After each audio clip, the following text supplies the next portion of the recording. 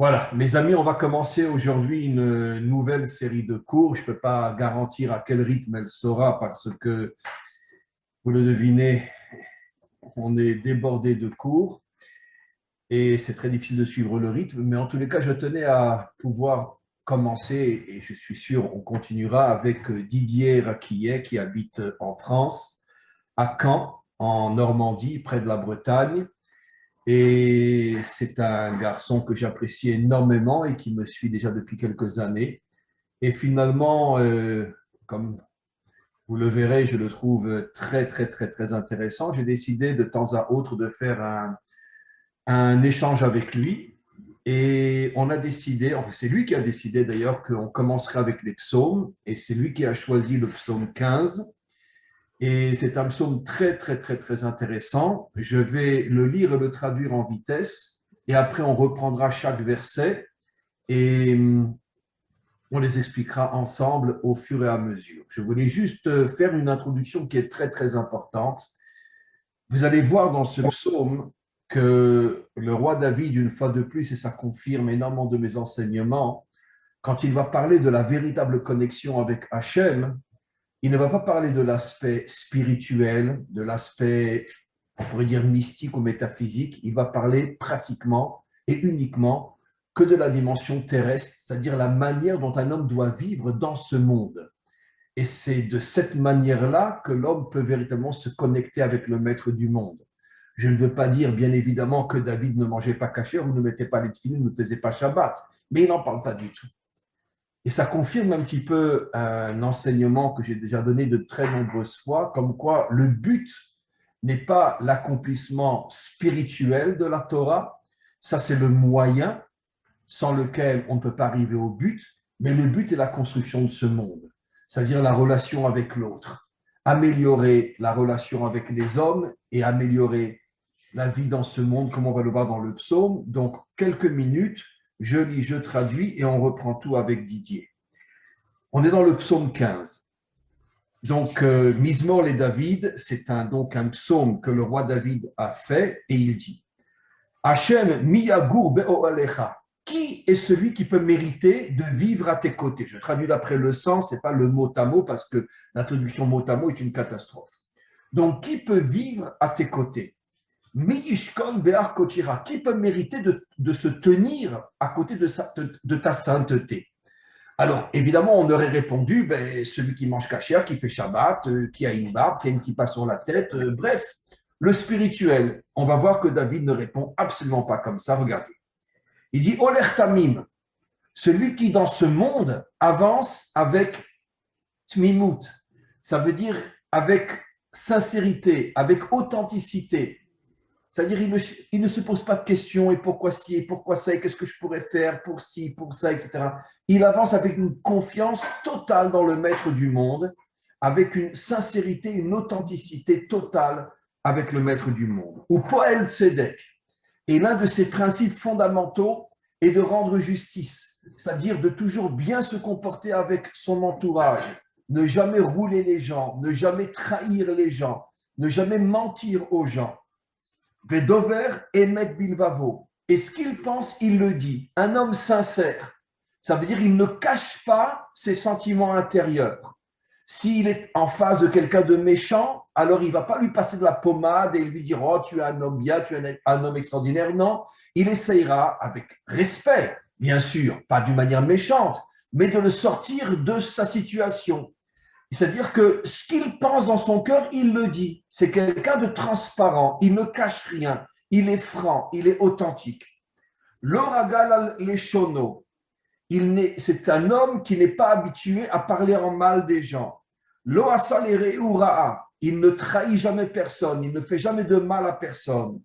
Vecherpa lo nasal kerovo, et d'un autre côté, il ne protège pas sa famille. Ça veut dire que s'il sait que dans sa famille, il y a des gens qui se comportent mal, il n'hésitera pas à leur faire des reproches. Et si quelqu'un vient et leur dit, et lui dit, tu sais, ta sœur, ton frère, ton fils, ta femme, ton mari, etc., se comportent très très mal et tu ne le sais pas, il ne cherchera pas, il va bien sûr faire sa propre enquête, mais s'il comprend qu'effectivement, dans sa propre famille, il y a des gens qui se comportent d'une manière mal, négatives, il ne cherchera pas à les couvrir. Ce que généralement la majorité d'entre nous faisons. On essaye toujours de couvrir nos proches, de les protéger. Non, parce que c'est un homme transparent, un homme sincère. Nivze Beinav, un homme qui ne se considère pas comme quelqu'un de grand. Il se considère au contraire comme quelqu'un de petit. Nim'as, des fois, il est même dégoûté de lui-même. Ça veut dire que comme c'est un homme et un homme authentique, c'est impossible qu'il ne faute pas, c'est impossible qu'il ne se trompe pas. Eh bien, il a cette réaction par rapport à lui-même, que lorsqu'il faute, lorsqu'il se trompe, il est d'une certaine manière très, très déçu par lui-même. Il ne se couvre pas. Vekiri Hashem Yechabed. Et il a un grand, grand kavod, il a une grande reconnaissance, un grand respect pour ceux qui craignent véritablement le maître du monde. Nishba le'ara velo yamir. Quand il prend sur lui de faire quelque chose qui va à l'encontre de ses intérêts, il va jusqu'au bout. Il ne renonce pas, même si ça lui fait mal, même si c'est difficile. Les commentaires donnent un exemple que s'il prend sur lui de jeûner, et puis au bout d'un certain nombre d'heures, il n'en peut plus, il a envie de craquer. Non, il continue, il jeûne jusqu'à la fin de la journée, même si ça le dérange. Kaspo lo natan benecher. Il ne prête jamais son argent en demandant des intérêts. Veshochad al naki lo lakar. Il n'accepte en aucun cas qu'on le paye pour dire du mal des gens. Ose ailé, celui qui se comporte de cette manière-là, lo yimot leolam, il ne tombera complètement jamais. Ça veut dire il va sans doute faire des erreurs. Comme dit le verset, Shiva yipol tzadik vekam, le juste tombe 7 fois et se relève. Mais il ne restera jamais par terre s'il a ce comportement-là. Voilà Didier, donc le psaume, en gros, qui ne parle que de la relation entre l'homme et les autres. On va reprendre depuis le départ. Tu commences toi. On va commencer donc le premier verset, c'est simplement David dit qui est celui qui méritera d'être aux côtés d'Hachem. On commence dans le deuxième verset. Vas-y, relis-le et explique-le comment tu le comprends. Alors, le premier verset, Mizmor et David. Je lis en hébreu ou je commence directement ma traduction? Non, directement en français. Commence à directement expliquer. Voilà. Alors, du coup, moi, je vais me permettre de me baser justement sur les mots, parce que là, vous nous avez donné une traduction et ça m'a permis moi-même de recomprendre certains passages que je ne comprenais absolument pas, parce que c'était... Enfin, après, je ne vais pas critiquer la traduction parce que c'est un maître d'Israël qui a fait... Enfin, la traduction que j'ai, moi, dans le livre que j'ai, c'est une traduction qui était compilée à partir des écrits du Meiri, d'un maître d'Israël. Mais moi-même, des fois, je n'arrivais pas très bien à comprendre. Je me suis dit, il doit y avoir quelque chose de caché plus profond là-dedans. Une petite remarque, Didier, importante. Ouais. Même si le traducteur est de bonne foi, il est impossible, et il n'en existe pas une seule au monde, que la traduction rende véritablement compte du verset. Pourquoi? Parce que la traduction du mot. Or, nous savons que la Torah, ce ne sont que des codes. Ça veut dire que chaque mot cache un message qui est caché derrière le mot. Le traducteur va traduire le mot, mais va complètement passer à côté du message, parce que la traduction littérale ne peut pas rendre compte du message. C'est pour ça que même si le traducteur est de bonne foi, et c'est ce que j'explique dans mes cours depuis des années et des années, que tous ceux qui étudient la Torah dans une langue étrangère ne comprendront jamais la Torah. C'est absolument impossible. C'est pour ça qu'un jour viendra où même les nations se mettront à apprendre l'hébreu pour pouvoir véritablement comprendre la Torah. Vas-y. Et donc justement, moi, c'est pour ça que j'ai aussi commencé à apprendre l'hébreu pour pouvoir comprendre. Mais là, malgré tout, il y avait des versets et des mots dans certains versets que je ne comprenais pas. Donc c'est pour ça que je voulais avoir ce cours aussi avec vous pour pouvoir comprendre certains versets qui étaient pour moi totalement opaques. Et donc du coup, par contre, le premier verset, ça va aller. Et donc, je vais commencer en m'appuyant sur les mots spécifiques, parce que vous avez commencé en interprétant directement, en donnant une image. Et moi, si vous permettez, je vais commencer avec le sens simple, en m'appuyant sur les mots concrets qu'a utilisé le roi David, c'est-à-dire Adonai Miarol Bercholecha, Dieu qui séjournera dans ta tente. Là, ça va dire la traduction littérale. Bon, ça ne fait pas sens, parce qu'on va dire, est-ce que Dieu il a une tente maintenant? C'est quoi ce délire? Évidemment. On est tous d'accord. Mais moi, je me suis dit, si le roi David il a choisi le mot tente, dire la tente de Dieu, c'est qu'il doit y avoir quelque chose de caché là-dedans, même dans le sens simple. Ensuite, Mishkon Behar Kodshecha, qui résidera dans la montagne de ta sainteté. Là, pourquoi il a choisi la montagne et pas autre chose comme image, c'est qu'il y a quelque chose de caché derrière. Donc, sûrement en comparaison d'un côté, une tente qui est quelque chose de petit, de renfermé. Et de provisoire. et de provisoire en plus. Et de l'autre côté, une montagne, quelque chose qui est immense, qui est stable, qui ne bouge pas. Il faut Se dit là, arriver le roi à David, monter. c'est ça. Et là, on se dit, le roi David, il veut nous faire passer un message là-dedans. Quelle qualité il veut mentionner, parce que c'est toujours ça, tout ce psaume, il est rempli de travail sur les midotes. Donc, quel midote, quel aspect de la vie, le roi David, il nous invite à travailler là-dedans. Et pour moi, ce que je trouve fantastique, c'est que ce premier verset, c'est vraiment pour moi, on pourrait dire le titre, parce qu'il n'y a pas de titre dans les Tehillim. Pour moi, là, le titre, il est là. C'est dans ce verset-là, Adonai mi'arur be'holecha, mi'ishkon be'har kodshecha. Pour moi, ça, c'est le titre du psaume qui résidera, qui séjournera dans ta tente, qui résidera dans la montagne de ta sainteté. Ça, pour moi, c'est le titre, c'est l'idéal que le roi David y fixe à toute l'humanité. Par exemple, voilà, donc moi, la première interprétation, le sens simple, le plus simple que j'ai pu trouver vraiment en restant dans les mots que le roi David a écrits, c'est, alors quoi, ça fait allusion à la tente. On va juste rester sur ça, la tente et la montagne. La tente, pour moi, comme on dit, c'est un endroit que tout petit. Si je vous dis, par exemple, que demain, on a rendez-vous tous les deux dans une tente, vous allez me dire, wow, c'est petit, c'est étroit, on va être très, très confiné hein, là-dedans. Et du coup, ça fait allusion à quelque chose de très intime. À la différence, si je vous dis demain, rendez-vous sur la montagne, le Arsinaï, je ne sais quelle montagne, le mont Everest, par exemple, de me dire, waouh, dis donc, on a la place là, c'est bon, c'est tranquille, quoi. 10 000 mètres d'altitude, on est pépère, quoi. Donc, la différence qu'il y a entre les deux, c'est d'un côté l'immensité de la montagne, à l'opposé de l'étroitesse, la limitation et l'intimité de la tente. Donc, pour moi, le message que veut nous faire passer le roi David là-dedans, donc si on décrypte le sens simple avec un minimum d'explication et d'interprétation, je pourrais le relire en disant « Seigneur, qui séjournera dans ta tente, c'est-à-dire qui arrivera à te rencontrer dans l'intimité, qui arrivera dans sa vie à vivre des moments d'intimité avec toi, et pas juste Seigneur, aide-moi, ou je fais ma prière et puis c'est fini, vite fait, vivre extérieurement, mais qui arrivera à rentrer dans l'intériorité, c'est ça l'attente, c'est l'intériorité. Et donc, qui arrivera à avoir une relation d'intériorité profonde avec toi, de rentrer dans ta tente, Be'olecha. D'ailleurs, j'ai une question de grammaire, on prononce Aholecha ou Orolecha? Ohalecha, Ohalecha. Ohalecha, d'accord, donc j'avais là, merci, du coup c'est plus pratique. Donc, Be'olecha, d'accord. Et du coup, il nous dit dans ta tente, donc qui arrivera alors il ne dit pas résider, là c'est séjourner, c'est-à-dire qu'il a bien conscience qu'on ne pourra pas vivre constamment dans l'intimité avec Dieu, c'est impossible parce que c'est un monde d'action, c'est un monde où on est là pour agir, pas pour rester dans le monastère comme les moines, les pauvres, que Dieu leur vienne en aide, et pour méditer toute la vie, et ça va à l'encontre du bouddhisme pareil, mais pour agir, mais malgré tout il nous dit le premier truc la première marche qu'il faut arriver à avoir dans la vie, le premier idéal qu'il faut se fixer, c'est d'arriver à connaître Dieu dans l'intimité. Sans ça, si on n'a pas connu Dieu à un moment, une relation d'intimité, donc la méditation, la prière, ce que Rabbi Nachman, je ne sais plus comment il appelle ça, de parler avec Dieu, que ce soit dans la forêt.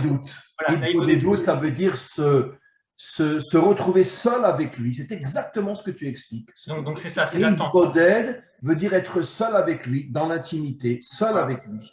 Et donc la première partie du premier verset du titre de ce psaume, c'est à ça que le roi David nous invite, c'est à arriver à nous fixer dans la vie comme but. Alors bon, si on arrive à faire ça une fois par jour, c'est déjà fantastique. Voilà, une fois par semaine, peut-être le Shabbat par exemple, ou une fois par mois, si c'est vraiment très dur pour nous, qu'on se dit, allez, un jour où je vais me dire, allez là, je vais me concentrer, je vais me donner une demi-heure où je vais m'asseoir dans ma chambre, aller dans le noir, j'en sais rien, je vais me concentrer et me dire, je pense que à Dieu et je veux arriver à ressentir quelque chose, à sentir, à vivre, parce que Dieu, c'est pas abstrait, c'est ça le truc, c'est qu'on a tendance à dire, bah, Dieu, il est dans le ciel, ou je ne sais où, au-delà des galaxies, il est inconnu, mais comment c'est possible que lui qui a créé un monde aussi matériel, on ne puisse pas le sentir au moins une fois dans notre vie? Et donc c'est à ça qui fait allusion en disant rentrer dans l'attente, rencontrer dans l'intimité, dans l'intériorité, dans notre cœur, arriver à ressentir Dieu comme si on était intime avec lui. Et comment tu comprends et pourquoi la sainteté est comparée à une montagne?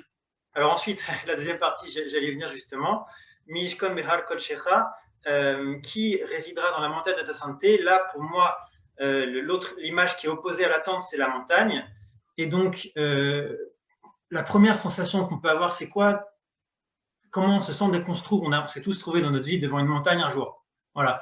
Moi, j'ai vu le Mont Blanc une fois, un jour, j'étais choqué devant. C'est tellement phénoménal ce que Dieu il a créé. Tant qu'on ne l'a pas vu une fois devant, parce qu'en photo, ça n'a rien à voir, en film, ça n'a rien à voir. Mais se trouver une fois devant une montagne qui fait plusieurs kilomètres d'altitude, c'est impressionnant. On reste bouche bée devant. Et pour moi, c'est ça. Elle représente un petit peu l'infini. C'est-à-dire que la sainteté de Dieu, tu ne pourras jamais la mettre dans ta poche. plus tu progresses et plus tu découvres de nouvelles dimensions de sainteté qui sont infinies comme une montagne. C'est ça. Alors moi, ça, je suis tout à fait d'accord avec votre interprétation. Moi, ce que j'avais ressenti autre chose, c'est qu'est-ce que là, le roi David, il veut nous faire découvrir comme deuxième qualité, on pourrait dire, à travailler. La première fois, c'était l'intimité. Et là, qu'est-ce qu'il est en train de nous indiquer comme deuxième chemin qu'il faut absolument qu'on ait parcouru dans notre vie pour avoir atteint l'essentiel? Il veut nous faire… il aurait pu dire le mot, évidemment, mais je ne sais pas pourquoi. Bon, ça, c'est le roi David. Il a choisi de faire de la poésie magnifique dans ses psaumes avec des paysages et des tableaux extraordinaires qu'il dresse devant nous. Et là, il a choisi la montagne. Et donc, pour moi, la seule chose et unique qu'on ressent devant une montagne, c'est qu'on est complètement dépassé. On ne peut rien dire et on est impressionné comme devant rien dans le monde. Et pour moi, ça, c'est l'image de la crainte. La véritable définition de la yir'a, c'est se trouver devant une montagne. Parce que souvent, la yir'a, on dit c'est la crainte, c'est la peur, c'est trembler, c'est craindre à cause de nos péchés, craindre à cause de la faute, impressionné etc. par la grandeur infinie d'Hachem. C'est ça. Et pour moi, là, le roi David, il nous donne la vraie définition, qu'on puisse vraiment la sentir, parce que c'est difficile, c'est vrai, de définir avec des mots en français qu'est-ce que ça veut dire yir'a. C'est pas évident de trouver vraiment les mots. Donc, impressionné, en état de choc, comme si on était quelque chose de vraiment extraordinaire qui nous dépasse, pas une montagne. Voilà. Dieu, c'est lui qui a créé les montagnes. On est devant une montagne, on est choqué, on ne bouge plus, alors qu'on imagine si on se trouve devant Dieu, qui est infini, qui est illimité. Voilà. Et donc, le roi David il nous dit, voilà, deuxième point extrêmement important et fondamental de la vie, développer la crainte, c'est-à-dire arriver à ressentir la yir'a. Voilà, c'est pareil, la traduction, la crainte, c'est horrible comme mot, c'est un saccage. Comme la foi pour la Emouna, c'est la vraie traduction du mot yira, c'est le respect. Un respect dans le sens de prendre conscience qu'on est en face de quelque chose d'immense. Moi, le seul mot le plus adéquat que j'ai pu trouver, c'est la stupéfaction. Être stupéfait. La réceptivité totale. C'est-à-dire qu'on est incapable d'émettre, de donner, de produire, d'agir. On est en état de choc positif, de stupéfaction, impressionné. Comme en anglais, on dit ouais, it's amazing. Voilà, c'est incroyable, c'est phénoménal. Et d'arriver à ressentir ça une fois dans sa vie. Voilà, comme je veux dire, on a tous voyagé, on a tous été dans la nature, on a tous vu des montagnes, on a tous ressenti ça une fois dans notre vie, d'être au sommet d'une montagne, de voir un paysage extraordinaire, ça coupe le souffle. Et d'arriver à se dire, voilà, ça, c'est un micro-millimètre de la vraie yir'a Hachem. Voilà. Et donc, le roi David nous dit ça. Là, je vous donne juste un grain de sable et vous devez avoir toute la plage. Voilà. Essayez dans votre vie d'avoir toute la plage et d'arriver à accéder à ce niveau de la yir'a Hachem. Donc, pour moi, ça, c'est le sens le plus simple, le plus basique, en restant vraiment dans les mots, l'attente et la montagne. Donc, la montagne de la sainteté, c'est vraiment, voilà, comme vous dites, la sainteté, c'est ce qui nous dépasse, qui est au-delà. Et donc, c'est vraiment pour encore plus mettre une emphase amplifiée. Je voudrais, Didier, reprendre ce que tu as dit en rajoutant malgré tout quelque chose. Il y a une différence. Quand on parle de l'attente, on parle de yagour. Et tu as très bien traduit par séjourner. C'est-à-dire que tu ne t'installes pas dans l'attente d'Hachem. C'est-à-dire que la relation intime avec Hachem doit être ponctuelle. Et tu l'as extrêmement bien défini. La Torah a horreur de celui qui se consacre qu'à Dieu. Ça veut dire ce que moi j'appelle dans mes cours la religion, le mysticisme, c'est l'anti-Torah par excellence. C'est-à-dire quelqu'un qui vit dans un monastère, il n'a rien, mais absolument rien. Il n'a aucun contact avec Dieu, le vrai Dieu, parce qu'il ne vit que de spiritualité. Donc Hachem te dit, je suis d'accord que tu viennes dans mon intimité, mais juste pour y séjourner. Je t'interdis de t'enterrer dans ma spiritualité. Par contre, le mot yishkom veut dire s'installer. Comment ils traduisent chez toi, yishkom? Résider. Résider. Là, c'est différent. Contre, la première traduction, elle n'est pas bonne. Ils disent habiter dans ta tente. Là, je ne suis pas d'accord. Non, ce n'est pas habiter, c'est séjourner. Tu vois, une traduction très mauvaise. Par contre, le mot yishkom veut dire, la vraie traduction, c'est s'installer. Alors, pourquoi au début, on dit tu ne fais que séjourner et après, on dit tu t'installes dans la montagne de la sainteté? Pourquoi tu t'installes? Alors, justement, parce que c'est ce qu'on a expliqué. Comme, on pourrait dire, la véritable sainteté. De toute façon, bon, là aussi, c'est une traduction catastrophique. Je suis en train de me rendre compte, après 10 minutes, que j'ai dit 100 fois un gros mot. Traduire Kedusha par sainteté, c'est se tirer une balle dans la tête. En vérité, tu sais ce que veut dire le mot Kedusha? Se consacrer à. Ça, c'est la vraie traduction. Un homme kadosh, c'est quelqu'un qui consacre sa vie à Hachem. Quand j'ai dit consacrer sa vie à Hachem, c'est-à-dire qu'il n'est qu'avec Hachem. Mais tout ce qu'il fait dans sa vie, même quand il travaille, même quand il fait du sport, c'est toujours dans le même but de pouvoir se connecter au maître du monde. Car même dans les dimensions matérielles, il y a une pensée qui nous permet de nous connecter à Hachem. Donc, la Kedusha, la vraie traduction du mot Kedusha signifie se connecter à. Pourquoi on dit que tu dois t'installer dans la connexion à Hachem? Parce que ça, c'est infini. Tu n'arriveras jamais au bout. Donc, si tu te connectes à Hachem uniquement 2 minutes par jour ou 2 minutes par semaine, en vérité, tu n'es pas connecté du tout. C'est-à-dire que dans tous les aspects de ta vie, tu dois être connecté à Hachem. Pas seulement quand tu es à la synagogue ou quand tu es à l'église, mais quand tu es au travail, quand tu fais du sport, quand tu vas, même quand tu as une distraction permise, mais tu as une distraction, tu dois toujours avoir cette pensée que ça fait partie de mon projet de me connecter à Hachem. Il n'y a pas de séparation dans la Torah entre l'Église et la vie matérielle. Plus encore, si on lit des œuvres comme Rabbi Nachman de Breslev ou d'autres, on s'aperçoit qu'ils disent que la véritable connexion avec Hachem, c'est précisément quand tu es dans le monde matériel, plus encore que dans le monde spirituel. Pourquoi? Parce que dans le monde matériel, tu as quantité de forces et de tentations qui veulent t'éloigner de lui. Et si tu arrives à te connecter à lui dans le monde matériel, ça prouve que ta connexion à lui est une connexion forte, sincère et puissante. Mais être connecté à Dieu quand on est à la synagogue, ça même un âne, il arrive à le faire. C'est facile. Mais être connecté à Dieu quand tu es un homme d'affaires et qu'on te propose des quantités de trahison, de roublarure, enfin tu m'as compris, de tricher, de mentir et que tu restes droit, ça prouve que tu es vraiment connecté à lui. Donc c'est pour ça que dans la notion de connexion, qui est la notion de Gdusha, on nous dit installe-toi là-dedans, ça veut dire quel que soit l'aspect de ta vie, n'oublie jamais que tu dois te connecter à Hachem, mais par contre au niveau de l'intimité, ça veut dire rentrer dans le divin, ça c'est uniquement de temps en temps. Je rajouterai même plus, pourquoi l'endroit où se trouve Dieu est appelé une tente? Comme pour nous faire comprendre que même lui n'a pas envie de nous recevoir dans sa maison. Ça veut dire dans un monastère, dans un couvent ou dans une synagogue. Il n'a pas envie. Je veux vous voir me chercher dans ce monde. Donc même quand j'accepte que de temps à autre, vous êtes vraiment impliqué dans mon intimité, on se réunit dans une tente, comme pour te dire, bon, ça y est, ne crois pas que tu vas t'installer.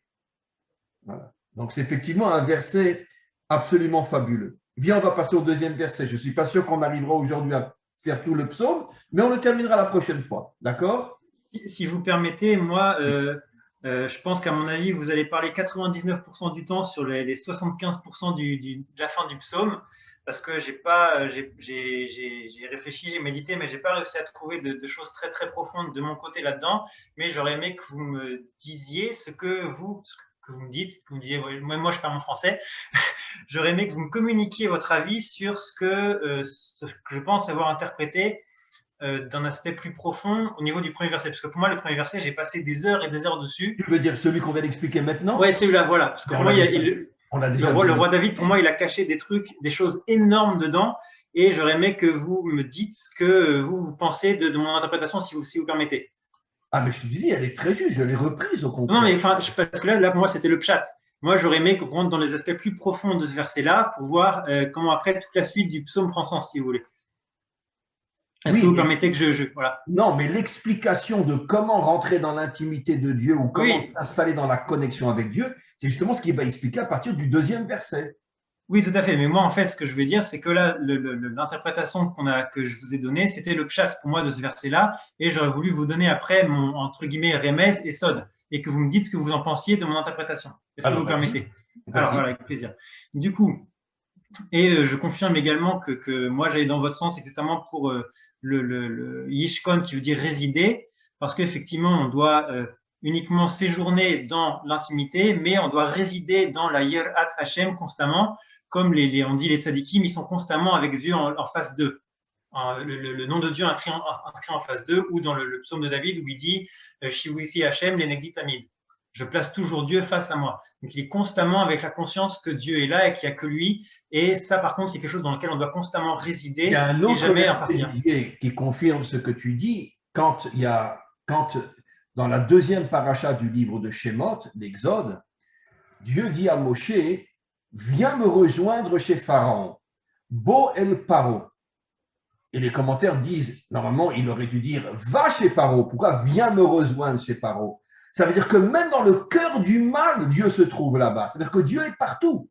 Ce qui confirme que on ne peut pas dire, bon, je suis connecté avec lui quand je suis en train de prier à la synagogue. Mais quand je suis dans mon bureau, comment tu veux que je me connecte avec lui? Puisque Dieu dit à Moshe, même là où se trouve Pharaon, là-bas je me trouve aussi.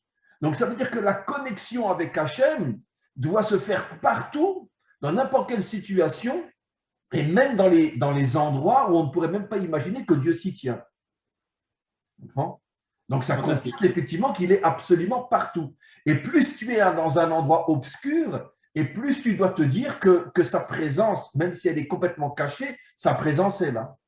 Tout à fait. Alors maintenant, on va pouvoir passer au remez avec votre permission. Du coup, Adonai miaror be'aholecha mi'ishkon behar kolshecha. Là, le sens plus profond que moi, je pense avoir trouvé, et vous allez confirmer ou infirmer, Be'aholecha, comment est-ce pardon, Be'ohalecha, faut que je réinverse la prononciation.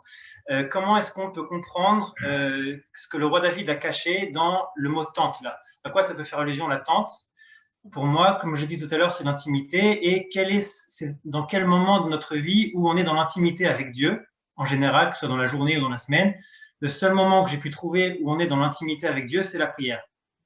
C'est le seul moment, parce que dans l'étude de la Torah, on est plus dans le cerveau, on est en train de réfléchir, d'étudier, de méditer, mais bon, c'est pas vraiment l'intimité. Par contre, quand on prie, là vraiment, on essaye de tout mettre dehors et de juste se concentrer sur Dieu et une relation de face à face, quoi. Vraiment lui et moi et lui et juste ça. Donc c'est vraiment l'intimité. Donc pour moi, c'est ça, à ça que fait allusion les mots tente, et je pourrais l'expliquer d'une autre manière, c'est au Halecha. À quoi ça fait allusion la tente de Dieu? Ça peut faire allusion au Mishkan. Pour confirmer ce que tu dis, oui. On sait très bien que la délivrance, c'est le dévoilement de Dieu en tant que roi. Comme il est dit, en ce jour, Dieu sera roi sur toute la terre. Nos maîtres nous disent, lorsqu'un homme étudie la Torah, je parle de la vraie Torah et une étude sincère et profonde et authentique, il découvre Dieu en tant que Chacham. Chacham veut dire en tant que sage. Dieu est la source de la sagesse. Mais quand un homme prie, c'est le seul moment où il découvre Dieu en tant que roi. En tant que roi. Ça veut dire que la prière touche l'attribut qu'on appelle l'attribut de la Malchut, alors que la Torah touche l'attribut qu'on appelle l'attribut de la Chokhmah. Et comme la finalité du monde, c'est le dévoilement de Dieu en tant que roi, plus encore que selon toutes les autres qualités, on voit, et d'ailleurs Rabbi Nachman parle énormément de ça dans le Likutei Moharan. Tu sais que le Likutei Moharan a été traduit en français, tu le sais? Oui, tout à fait, ouais. Tu le sais? Il faut absolument que tu te le procures. Et donc, il explique qu'en vérité, effectivement, exactement ce que tu as compris dans ce psaume-là, que le moment réel d'intimité où tu touches l'essence de Dieu et le but de la création qui est son dévoilement en tant que roi, c'est précisément dans la prière. Exactement ce que tu viens de dire. Ça veut dire que tu viens de dire exactement ce que nos plus grands maîtres disent. Oui, bon, et donc, le deuxième argument que j'avais qui m'a aidé à confirmer ça, c'est que la tente, ça fait allusion au Mishkan que les Juifs ont construit dans le désert après avoir reçu la Torah. Si je ne me trompe pas, c'était une tente, c'était pas un bâtiment. C'était des poutres et c'était de la toile. C'était entièrement une tente. Voilà. Et monter et se démonter. Voilà, on monte, on démonte. Donc ça fait allusion à Yarour, c'est journée. Voilà, on la monte, on la démonte, et quand on part, elle est repliée, quoi. D'ailleurs, le Mishkan s'appelle aussi Ohel Moed, la tente du rendez-vous. C'était ça le Ohel Moed alors. Ohel Moed, la tente le Mishkan s'appelle Ohel Moed, la tente du rendez-vous. Et le mot Moed veut dire un rendez-vous, mais pas quelque chose qui est fixe. Quand tu prends un rendez-vous chez le médecin, c'est pas tous les jours et toute la journée. C'est une fois par mois, une fois tous les 3 mois.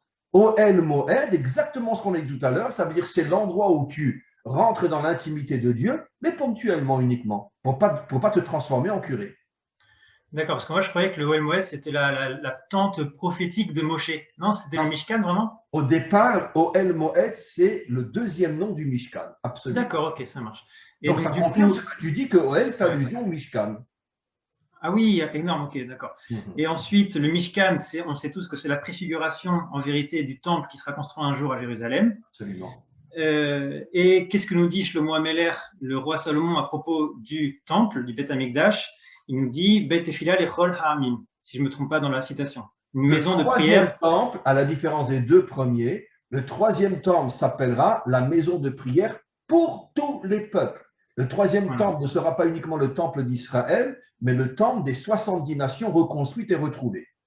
Voilà. Et il nous dit une maison de prière, Bet Tefila. Voilà. Bet Donc, Tefila, maison il de ne dit pas prière. je sais pas comment on dit, sacrifice, korban ou je ne sais pas quoi, il dit maison de prière. C'est le seul mot qu'il utilise, il n'en met pas deux ou trois, il met celui-là. Donc, quand je me suis souvenu de ça, je me suis dit, ah, il semble que le roi David, là, va nous faire allusion clairement à la prière et il nous dit, voilà, sache que la chose la plus importante, c'est quand même le premier verset de ce Tehillim. C'est avec ça qu'il commence. Il nous dit, la prière, fixe-toi un moment de prière dans la journée, tiens-toi à ça et le loupe pas. C'est-à-dire quand tu rentres dans la tente, laisse pas ton pied dehors, laisse pas ta main dehors, il n'y a pas la tête qui traîne dehors, tu rentres dans la tente. Alors je sais que pour vous les juifs, ça doit être une épreuve devant laquelle je suis toujours en admiration d'avoir la prière 3 fois par jour, Shacharit, Mincha et Arvit, d'arriver à tenir pendant au moins 1 heure comme ça, 3 fois par jour, le cerveau concentré, le cœur concentré.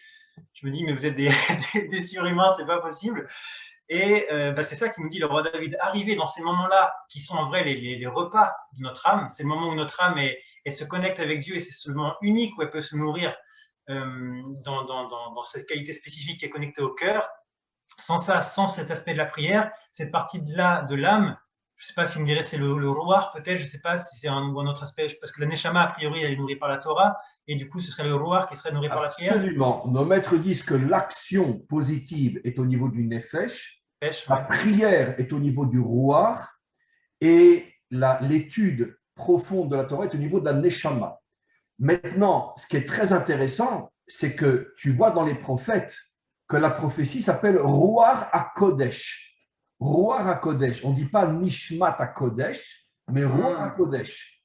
Pour nous faire comprendre, et c'est expliqué par nos commentaires, que l'un des aspects qui amenait le prophète à recevoir la prophétie, c'était la prière, plus encore que l'étude de la Torah, la prière qui passe par le Roar, et c'est pour ça qu'on appelle la prophétie Roar à Kodesh. Traduction mot à mot, le souffle de sainteté. De connexion, comme vous avez dit tout à l'heure, de consacration. J'ai dit 2 gros mots. Maintenant, je traduis d'après le sens. Roar HaKodesh, le souffle de connexion. Voilà. Fantastique. Donc, il passe par la prière, justement. C'est ça, c'est ça. Donc, du coup, pour moi, là, le premier point essentiel que nous donne le roi David avec une explication plus profonde, c'est en nous disant, sache que pour la survie de ton âme dans ce monde, pour que tu puisses faire un travail constructif dans ce monde et lié avec Dieu et pas juste toi tout seul avec ton petit cerveau et ton petit cœur limité, il faut que tu pries tous les jours et que tu arrives à prendre conscience que c'est un moment essentiel, aussi important que ton repas que tu prends tous les jours, même 3 fois par jour on mange. En vrai, on peut manger que 2 fois par jour, si ce n'est 1 fois. Et il nous dit, sache que, d'ailleurs, les Juifs prient 3 fois par jour, matin, midi, soir, donc à quel point c'est important, on le voit. Bon, c'est pas uniquement pour leur âme, c'est sûr, il y a tout un tas de rituels de prière qui c'était des constructions de monde, des réparations, des choses inimaginables. Mais en dehors de ça, la Hitbo des doutes, justement, prier, se connecter à Dieu afin de ressourcer notre âme, afin de pouvoir ensuite avoir des forces divines en nous pour pouvoir accomplir la volonté de Dieu pendant la journée. Donc ça, c'est le sens Remez que je pourrais proposer, Remez Drach, je ne sais pas appeler ça comme vous voulez, au niveau de la première partie. Ensuite, Mishkon Behar Kodshecha, qui résidera dans la montagne de ta sainteté. Là, la montagne, à quoi ça fait allusion? Si tout à l'heure, la tente, ça faisait allusion au Mishkan, clairement la montagne, Har Kodshecha, la montagne de la sainteté. Bon, tout le monde a compris que ça fait allusion, le Har Sion, voilà, sur lequel il y avait le Beth Amikdash, la maison de la sainteté, la maison de la connexion, la maison de la consécration. Et qui c'est qui travaillait dans le Beth Amikdash? C'était les Lévim et les Kohanim, et surtout le Kohen Gadol, qui avait le travail le plus, je dirais, pas ingrat, mais le plus difficile, le plus extrêmement héroïque, on pourrait dire, c'est que si jamais le jour de Yom Kippour, il rentre dans le Kodesh HaKodashim, c'est-à-dire l'endroit central, essentiel du temple, et qu'il n'a pas les bonnes pensées, les bonnes kavanotes, un peu comme les juifs qui ont pas le tzitzit, les téphilines sur eux, et qui pensent à autre chose. Là c'est pas juste les téphilines, là il est vraiment dans le Kodesh HaKodashim, là, il est dans la boîte noire, si je ne me trompe pas. Il est dedans. Et s'il se trompe, s'il pense pas... Il est dans l'intériorité de l'intériorité, dans la connexion de la connexion. On pourrait dire, est-ce que c'est juste de dire que les téphilines de tête, c'est le Kodesh HaKodashim en petite boîte, en miniature? Oui, on peut le dire sans aucun problème. Voilà. Et donc là c'est Dieu qui l'a mis lui-même dans le vrai Kodesh HaKodashim, dire dans le point central de la source d'où jaillit le dévoilement de Dieu dans le monde. Et donc, si à cet endroit-là, il n'est pas concentré à 100%, exactement comme un sniper qui doit tirer, il tire un petit peu trop à droite, et ben, il tue un civil ou le tuer l'ennemi. Là, bon, c'est pas une question de tuer ou pas, c'est une question de faire des réparations du monde phénoménal. Et s'il n'est pas concentré au niveau de sa pensée, l'intensité de l'énergie qui règne là-dedans, comme une centrale nucléaire, comme une centrale atomique, ça le pulvérise et il décède dans l'instant. Alors, je vais confirmer ce que tu dis. Sache que dans toute la Torah, l'homme n'est jamais jugé sur ses pensées. C'est-à-dire, même s'il a une mauvaise pensée, tant qu'il ne passe pas à l'action, il n'est pas puni. Ça veut dire que, bon, je parle d'une manière très, très, très terre à terre, j'en parle en détail, mais la Torah nous explique que Hachem, s'il décide de punir quelqu'un, c'est uniquement s'il a réalisé sa pensée. Je ne dis pas qu'on peut se permettre d'avoir des mauvaises et des sales pensées, mais ce n'est pas à ce niveau-là qu'Hachem intervient. Le seul endroit au monde où un homme peut être puni pour ses pensées, c'est dans le temple. Kodesh HaKodashim. Dans le temple en général, donc et les Lévi'im aussi alors. À combien plus forte raison dans le Saint des Saints, dans le Kodesh HaKodashim. Donc c'est exactement ce que tu viens de dire. Et du coup, pour moi, c'est quoi le message que là, le roi Bascovo, votre message, il est magnifique aussi de maîtriser ses pensées à la perfection, de comprendre la valeur sacrée des pensées. Là, pour moi, le message à mon tour, que je pense au roi David de faire passer, c'est de nous dire, voilà, essayez d'imaginer le Kohen Gadol. En vrai, c'est pas juste un homme comme ça par génération. Si Dieu il a créé ce principe-là du Kohen Gadol, c'est pour nous faire comprendre qu'on a ça, cet attribut-là, nous aussi en nous, et qu'on doit penser, nous aussi, à travailler ça dans notre vie. Et autrement dit, c'est quoi l'état de conscience du Kohen Gadol au moment, imaginez-vous, on va rentrer dans le Kodesh HaKodashim, on peut mourir dans la seconde qu'on rentre, quoi. À tel point qu'il y avait une chaîne qui était attachée à son pied pour qu'on le traîne dehors. Dans le deuxième temple, et figure-toi que nos maîtres nous expliquent que comme les Kohanim n'avaient plus du tout le niveau d'un vrai Kohen Gadol, je parle des Kohen Gadol, à chaque fois que le Kohen Gadol rentrait dans le Saint des Saints, il mourait. Et on le retirait avec une chaîne. Ils étaient tous attachés avec une chaîne. Pratiquement tous les Kohanim d'Olim qui sont rentrés dans le Kodesh HaKodashim, dans le deuxième temple, à la fin du deuxième temple, quand a commencé l'exil des Romains, etc., le niveau était un niveau déjà beaucoup plus bas, et les Kohanim n'arrivaient pas à rester dans le Kodesh HaKodashim, dans le Saint des Saints. Où on trouve la référence dans la Torah, les deux enfants de Aaron, Nadav et Avihu, qui le jour de l'inauguration du Mishkan sont rentrés sans permission dans le Saint des Saints, ils sont morts tous les deux. Ils n'avaient pas la bonne intention. Ça veut dire que non, c'était pas ils étaient mauvais, mais comme ils n'avaient pas. Non, j'ai pas dit mauvais. Leur intention était bonne à leurs yeux, mais pas aux yeux d'Hachem. Voilà, parce qu'ils n'avaient pas l'autorisation de rentrer, en tout cas pas au moment où ils sont rentrés. Ils sont morts tous les deux. De là, on voit qu'effectivement, celui qui rentre dans le Kodesh HaKodashim, s'il n'a pas on pourrait dire un cerveau qui est rempli de lumière, il tombe tout de suite. Voilà. Et donc, pour moi, le message que là, le roi David veut nous faire passer, c'est quelle était la pensée fondamentale qu'avait, enfin la pensée, je dirais même naturelle, instinctive, qu'avait le Kohen Gadol au moment où il rentre et où il se tient dans le Kodesh HaKodashim, c'est En Od Milvado. Il n'y a que lui. Dire que sa femme, ses enfants, sa voiture, sa maison, son travail, son argent, son coffre-fort, tout, ça n'existe plus. Parce que là, il va mourir s'il ne pense pas à Dieu. S'il pense à autre chose qu'à Dieu et à son travail, c'est fini pour sa vie, c'est terminé, il n'y a plus rien, zéro. Donc là, je rajouterais malgré tout quelque chose de très important, mais bon, c'est une discussion qui durerait des heures. Mais par contre, un Kohen qui n'était pas marié ne peut plus exercer son statut de Kohen Gadol et il lui est interdit d'entrer dans le Kodesh HaKodashim. À tel point que si un Kohen Gadol n'était marié avec qu'une seule femme, à l'époque où c'était permis de se marier avec plusieurs femmes, à la veille de Kippour, il doit rentrer dans le Saint des Saints le jour de Kippour, il devait se marier avec une autre femme au cas où, si on peut imaginer en plein moment qu'il est en train d'entrer au Kodesh HaKodashim, une femme malheureusement s'en va, il est toujours marié.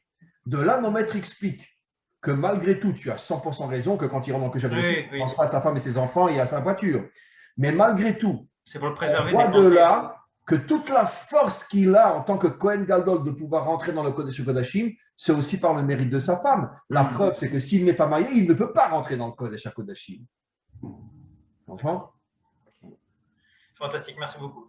Donc du coup, voilà, pour moi, les deux autres messages qu'on peut arriver à faire ressortir de du sens un peu plus profond, c'est, comme on a dit, le premier, l'importance de la prière, qui est le repas essentiel de notre âme chaque jour.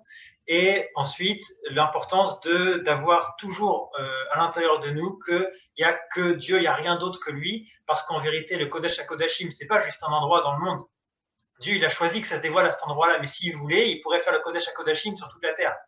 Simplement, on n'existerait plus, il n'y aurait plus libre arbitre. Donc, il a mis à cet endroit-là pour nous dire, oubliez pas, il n'y a que moi, oubliez pas, il n'y a que moi. La preuve, le Kohen Gadol, au revoir. Là, vous lui avez dit bonjour, et ben, vous n'avez pas eu le temps de lui dire au revoir, il est parti. Il n'y a que moi. Et donc, là, pour moi, le message qu'il veut nous faire passer, c'est ne vous faites pas l'illusion que parce que vous ne ressentez pas Dieu, parce que vous n'êtes pas puni dans l'instant, etc., Dieu n'existe pas, ou Dieu ne vous voit pas, ou faites ce que vous voulez. Non, il n'y a que lui, en od milvado. Et donc ça revient à ce qu'on a dit tout à l'heure, la Yirat Hashem, la crainte de Dieu, d'avoir constamment à l'esprit un état de conscience permanent, Yishkon, résider dans cet état de conscience que en od milvado. Moi, je trouve, voilà, si vous confirmez, moi, je trouve ce message fantastique. Absolument, absolument. Voilà. Quantité d'explications dans le Talmud ou autre, dans le Zohar, explique effectivement que le vrai et authentique Kohen Gadol, lorsqu'il rentrait, c'est comme si d'une certaine manière, il sortait de son être et rentrait justement dans cette intimité, dans l'essence du divin, et on pourrait dire il perd totalement sa connexion avec le monde pour rentrer dans une dimension qui le dépasse complètement. Et donc, tu t'imagines qu'une mauvaise pensée à ce moment-là, c'est la raison pour laquelle la plupart des Kohanim, à la fin du deuxième temple, mouraient tous le jour de Kippour, quand ils rentraient dans le Saint des Saints, parce qu'ils n'avaient pas ce niveau d'avoir une pensée suffisamment élevée pour mériter de rentrer dans le Kodesh HaKodashim. En vrai, les Kohanim Gedolim, c'est des électriciens de centrales nucléaires. Oui, il s'occupe de l'atome et de son énergie. Ça veut dire que s'il le fissure, c'est la catastrophe. S'ils font mauvais branchement, ça pète. Absolument. Ça pète pour eux. Et donc, merci beaucoup. Et si vous permettez, maintenant, je vais me lancer dans de la haute voltige et marcher sur un fil. Mais j'aurais aimé votre confirmation pour essayer de rentrer. Là, c'est le seul verset, c'est pour ça que je vous demande votre permission. C'est le seul verset où je pense avoir pu trouver du sod là-dedans, donc quelque chose d'encore plus profond et plus codé. Tous les autres versets, ce sera vous qui direz votre sod parce que moi, j'en ai pas trouvé. Mais est-ce que vous permettez que je vous donne le sod que j'ai trouvé, que vous confirmiez Le premier verset, vas-y. Le premier verset, voilà. Le drapeau de ce psaume, le titre de ce psaume. Alors, c'est parti. Alors, je vais le relire encore une fois. Adonai mi yavur be'ohalecha mi yishkon behar kodeshecha. Là, on va prendre mot à mot. Mi. D'abord, mi, qu'est-ce que ça veut dire mi? Alors, est-ce que vous confirmez, j'ai un souvenir dans vos cours que vous dites que le mi, c'est lié à la bina. Est-ce que je me trompe? Mi, c'est pourquoi? Mi a pour valeur numérique 50. Là, vous me devancez. Là, vous me devancez. Oui, ah bon, tu allais le dire, très bien. Oui, c'est ça, c'est pas grave. 50 portes de la bina. Tout le mérite est pour vous parce que c'est dans vos cours que je l'ai appris. Voilà. Et donc, les 50 portes de la bina. Bon, est-ce que je l'explique ou est-ce qu'on fait confiance à vos cours? On fait confiance à vos cours, c'est bon, pas la peine d'expliquer pourquoi c'est les 50 portes de la bina. Non. Et on l'explique? Mais en tout cas, les seuls que tu dis parce que nos auditeurs pourraient se demander d'où ils sortent cette valeur numérique de 50 par rapport à la bina. Non, parce que le même a pour valeur numérique 40 et le Yud 10, 40 et voilà. Ça fait 50. Mais ce qui est important, c'est ce que tu as commencé à dire. Les 50 portes, c'est déjà un autre sujet. Voilà. Ce qui est important, c'est que le mi fait allusion à la bina. Voilà, ce qui confirme pourquoi on dit mi yagour, qui va séjourner. Parce que la bina est complètement au-dessus de ce monde. Donc, c'est absolument impossible de s'installer dans une dimension qui est complètement au-dessus de ce monde. Sauf si on est un faux religieux, qu'on croit que ce monde a été créé pour qu'on se déconnecte de lui. Voilà. Alors, du coup, moi, l'argument que j'avais pour expliquer pourquoi mi, valeur numérique 50, c'est relié aux 50 portes de la bina, c'est parce que comme là, on approche de Pessah, tous les Juifs savent qu'à partir du deuxième jour de Pessah jusqu'à Shavuot, on compte les 49 jours du Sfirat HaOmer. On décompte toutes les Sfirot depuis Chesed jusqu'à Malchut avec 7 Sfirot à chaque fois dans chaque. Je ne vais pas les faire les 49 parce que c'est trop long. Et la 50e, on arrive. Et le 50e jour, par rapport à la 50e jour, on arrive à la Bina, le don de la Torah. Et du coup, donc, on peut le faire dans ce sens-là en partant de Chesed jusqu'à Malchut et le point final, c'est Bina, ou on peut le faire dans le sens inverse, que Bina, c'est le 1. C'est-à-dire c'est la mère, parce qu'on sait que Chochma c'est le père, Bina c'est la mère, de Chesed à Yesod c'est le fils, et Malchut c'est la fille. Du coup, le fils et la fille, les enfants sont inclus dans la mère, dans le 1. Elle donne naissance ensuite aux 49 qui découle depuis Chesed jusqu'à Malchut. Donc, à partir de ça, on peut expliquer pourquoi Bina est reliée au chiffre 50, les 50 portes de la Bina, c'est qu'elle détient en elle les 50 forces qu'elle, après, déverse dans le monde des limites, qui est au-dessous d'elle, à travers les sphirotes de Chesed. En vérité, elle est la première porte au niveau du 50 qui dévoile 49 lumières qui sont justement les sphirotes de Chesed à Malchut, 7, et chaque sphira contient les 7, 7 fois 7, 49. C'est ça, voilà. C'est comme ça qu'on là, on a l'explication pour ceux qui auraient voulu l'entendre de pourquoi Mi, valeur numérique 50, est relié à la Bina. Du coup, moi, je vais arrêter de dire Mi ou 50, je vais juste dire que Bina. Le premier mot de ce verset, c'est le roi David nous parle de la Bina.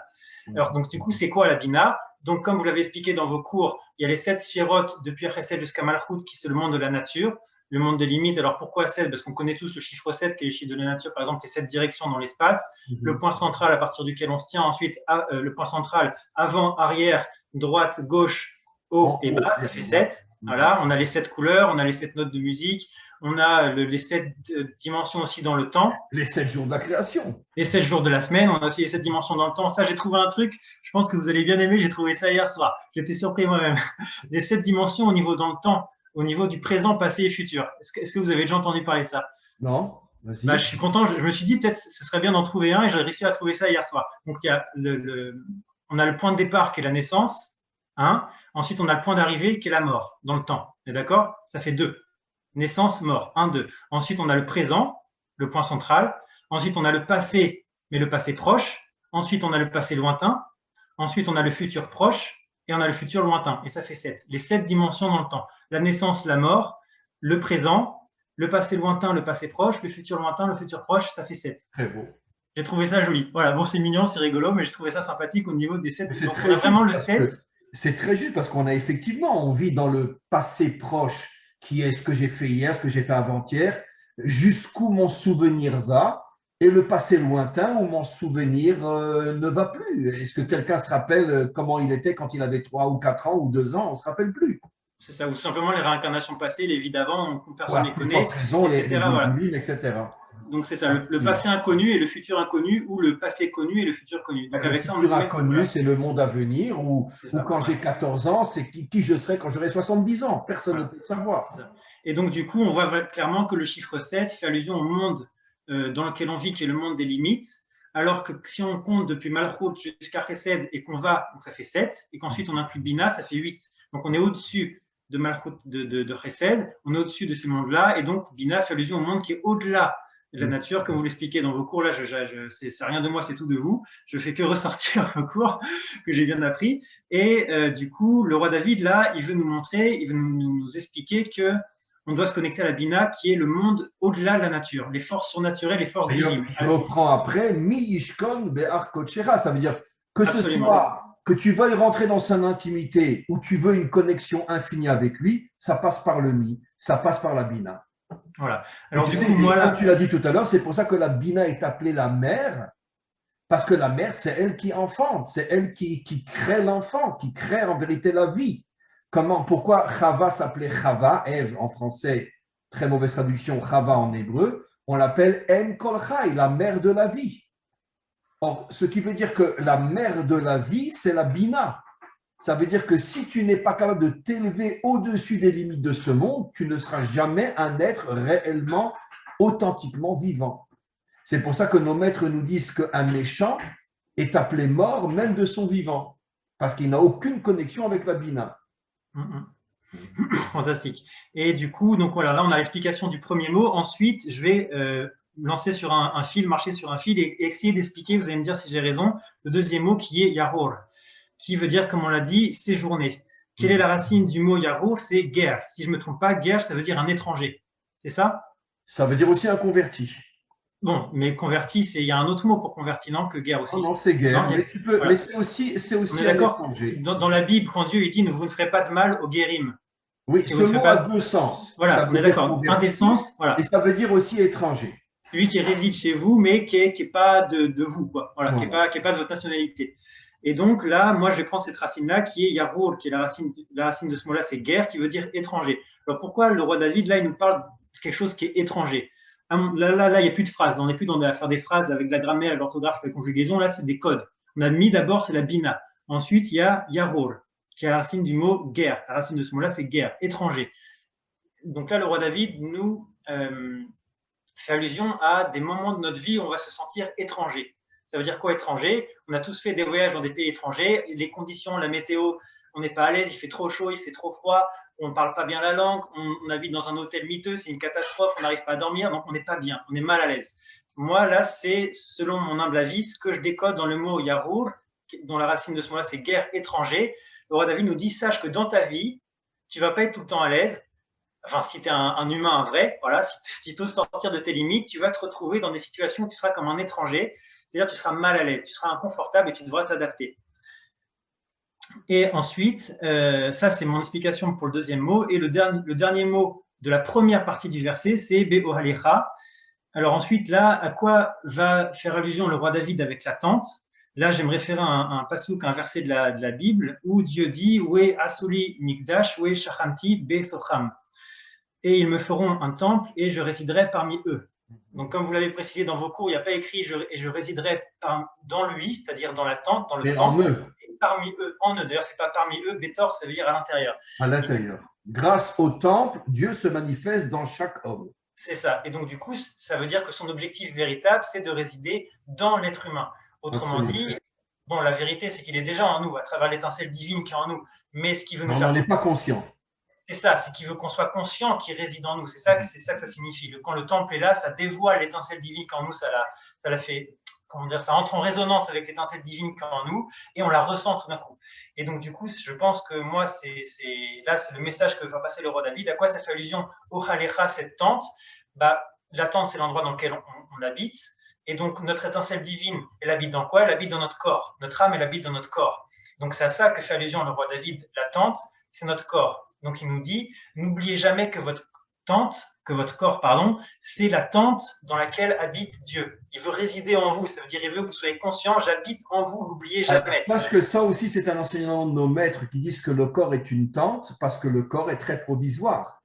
Et ça va dans le verset. Le corps que nous plus. avons aujourd'hui n'est pas le corps éternel.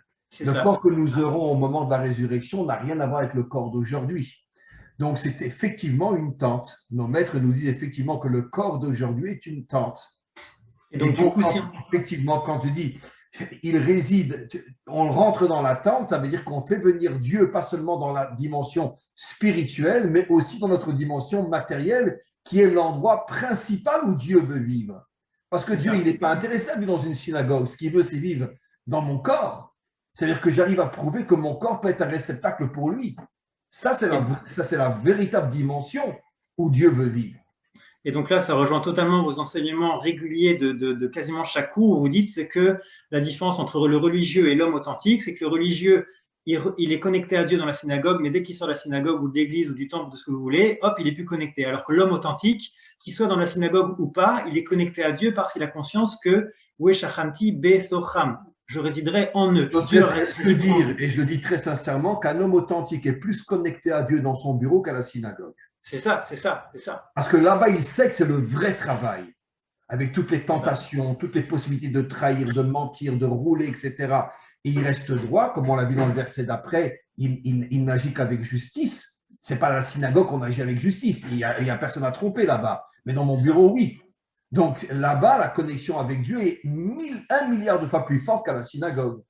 Et ça rejoint aussi un autre verset, c'est Nitava Kadosh Baruch Hu Liyof Lodira Batartonim, que Dieu veut résider, il veut avoir un appartement, il veut qu'on lui construise une maison en bas. C'est-à-dire, il n'y a rien en bas, c'est un chantier. Il a dit, c'est vous, mes ouvriers, construisez-moi une maison en bas. Donc, pour construire une maison, il faut être sérieux, il faut être concentré, il faut être consacré, il faut être connecté. Et donc, c'est ça que nous dit le roi David. Mi, c'est la bina. Donc, c'est uniquement si vous vous connectez à la bina. Et donc, c'est quoi la bina? C'est les forces au-dessus de la nature, comme on l'a dit. Comment on arrive à acquérir ces forces au-dessus de la nature? Par uniquement 3 moyens.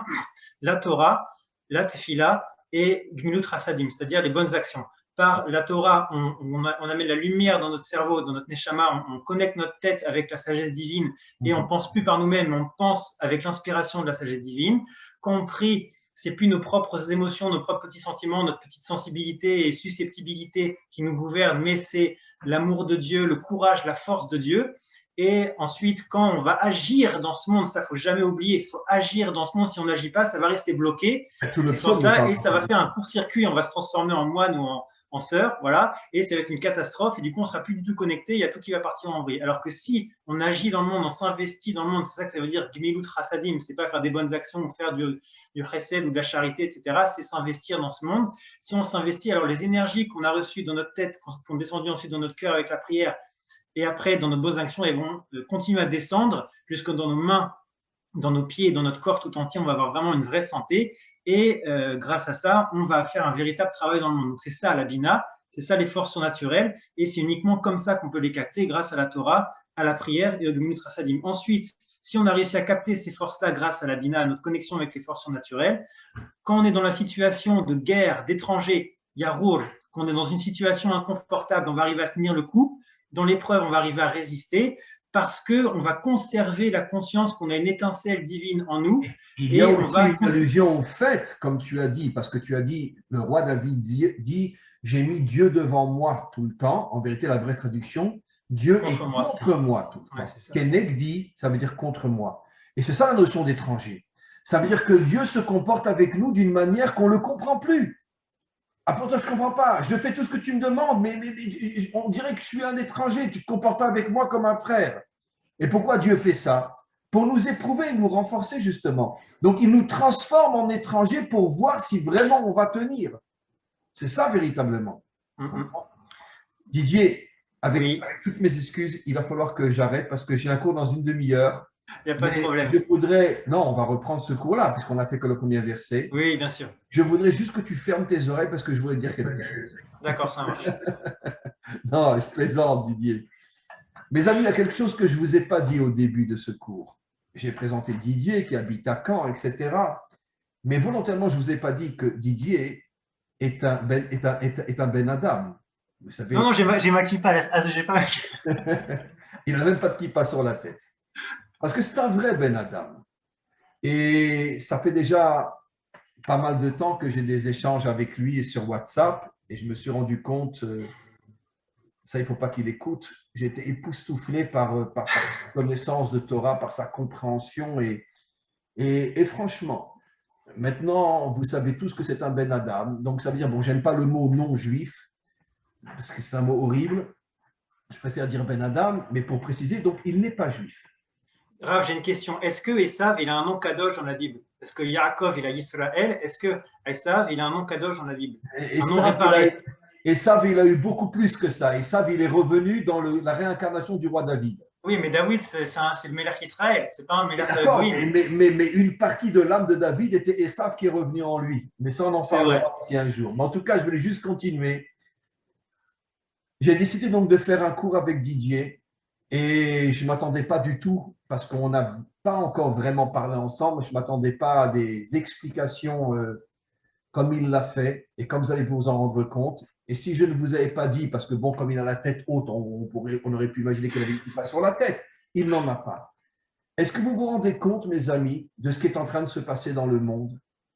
Est-ce qu'on n'a pas la preuve claire, absolue, qu'on est en train d'avancer à une rapidité inimaginable vers la délivrance finale, dont l'une des conditions sine qua non, c'est la reconstruction du couple Israël et les nations. Alors c'est vrai, jusqu'à ce que se reconstruise ce couple Israël et les nations, il va falloir vraiment la vraie délivrance.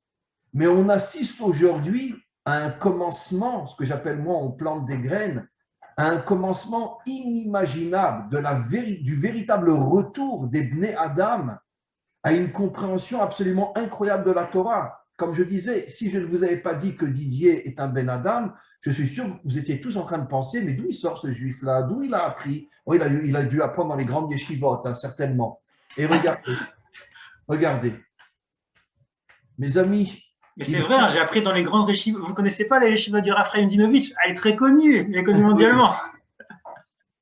Mais quoi qu'il en soit, je tenais à conclure cette rencontre avec Didier en remerciant vraiment le maître du monde de nous permettre de vivre dans la génération où on voit ce retour après des millénaires de haine, d'incompréhension, d'humiliation, entre juifs et non-juifs.